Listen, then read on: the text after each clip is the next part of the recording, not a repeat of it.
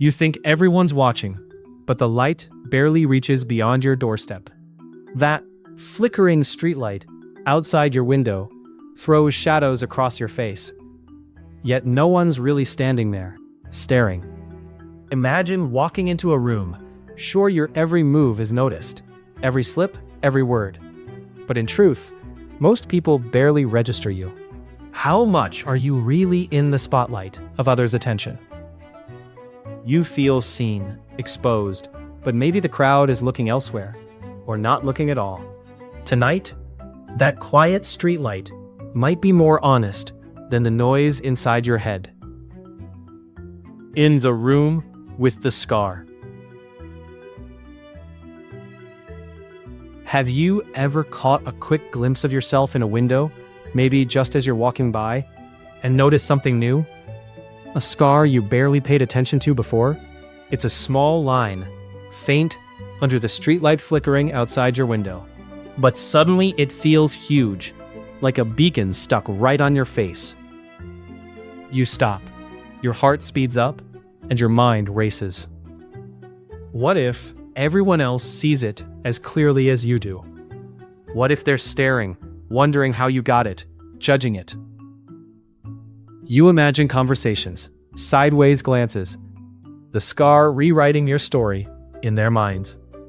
But here's the catch. Most people don't even register it. They're busy with their own scattered thoughts. The scar is just a detail, a thread you focus on, but to others, it's hardly a part of the pattern. That scar is not the headline, it's background noise. Think back to that moment. The window's glass, a bit smudged, the faint crack in one corner. Your reflection wasn't a perfect picture, just a shadowed fragment. And so is how others see you. Fragments, not full stories. You're center stage in your own mind, yes.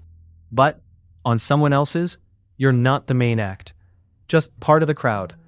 That thought isn't about shrinking yourself. It's about loosening the grip of your own spotlight, letting some shadows fall where they will. The scar still exists, but it doesn't shine quite so bright out there. Center stage in your own mind. But you're stuck again in that replay. The way your voice cracked, the pause that stretched too long, as if everyone in the room had frozen to watch you trip. You feel it like a weight, the spotlight burning just above your head. You can almost hear the silence between your words.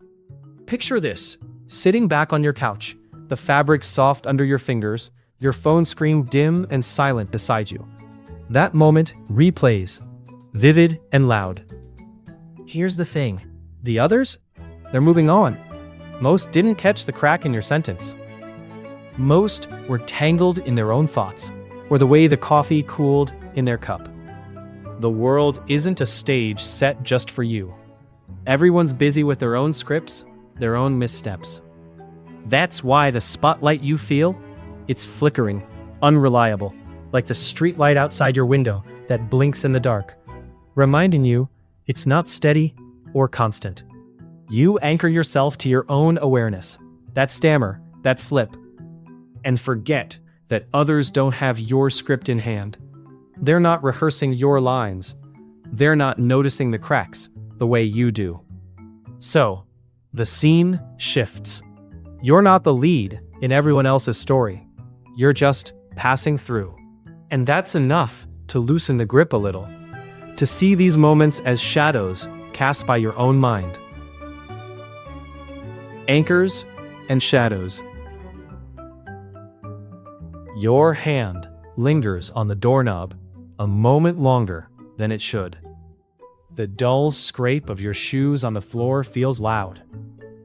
Not from the room or the people inside, but from the knot of nerves tangled deep in your chest. You imagine them all, a crowd of eyes swiveling to catch every flicker of doubt on your face. You're on display, an open book with pages spread wide. But here's the trick. Those pages look mostly blank to them. Your anxiety acts like a lens, making the spotlight brighter than it really is.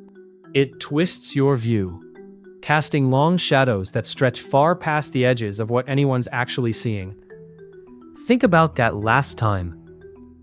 Before stepping into a meeting, or a party, or simply joining a group, you caught yourself shrinking, folding in, trying to disappear.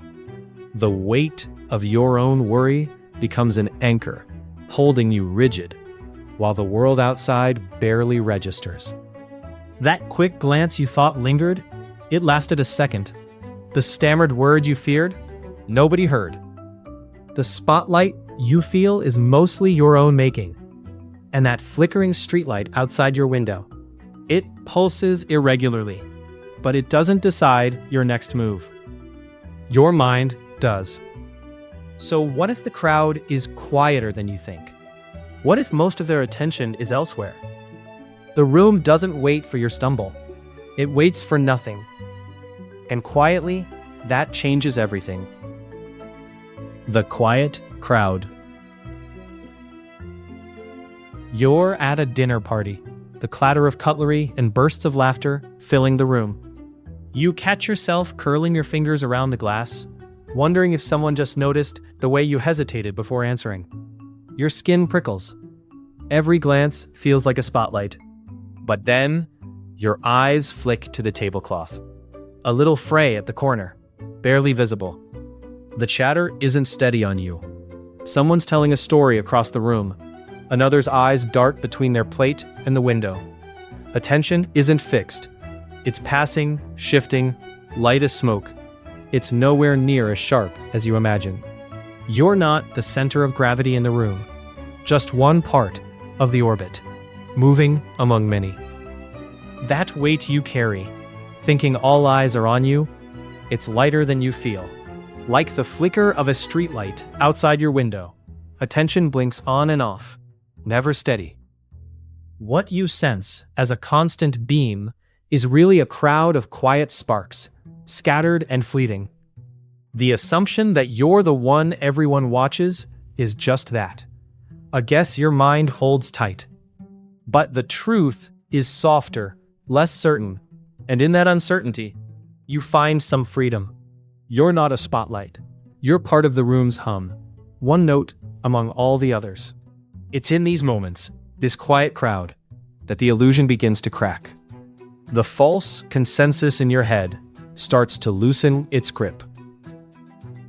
The false consensus in your head. Now, you sit by your desk, a lone mug half full of cold tea catching the dull glow from the flickering streetlight outside your window. You just replayed the conversation you had earlier. How you stumbled over your words, the awkward pause that stretched too long. You're sure they noticed. They must have, right?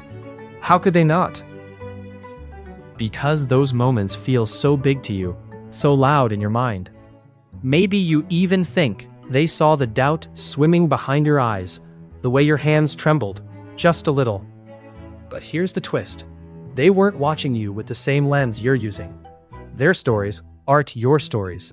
What seemed like a spotlight on your awkwardness was really just a flicker in their own heads, probably unnoticed or easily forgotten. You assume everyone is keyed in on the details you obsess over because you're living inside them.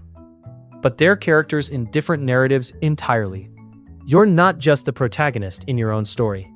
To others, you're often a background figure, a glance or a name, shaped by angles you can't see. That idea unsettles at first. You want to believe everyone shares your focus, your self-view. But it's a kind of false consensus your mind conjures, overestimating how much your inner life spills out, or how much it really matters to anyone else. This is the same trap where the illusion of transparency waits. The sense that your thoughts and feelings shine through, clear as day, when they usually don't.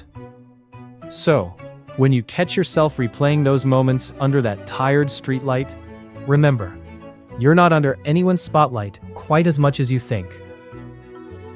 Illusions of transparency. Have you ever sat alone, replaying a conversation, or a glance you made, convinced that everyone saw the nervous twitch in your smile? You think your sadness or your worry is on full display, like a neon sign blinking above your head. You catch yourself thinking, they must know exactly what I feel inside. But then, when you look closer, you realize no one's staring quite that hard. The flickering streetlight outside your window casts shadows that shift and blur. It hides more than it reveals.